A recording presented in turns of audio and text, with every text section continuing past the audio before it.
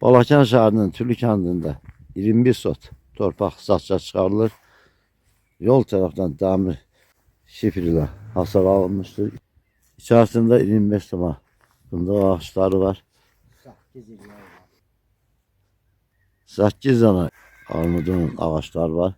8 dənə və bir neçə ədəd də başqa cür meyvə var verən ağaçlar var.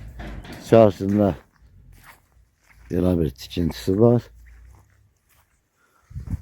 Torpağın təyinatı pay torpaqdır, kupçası var.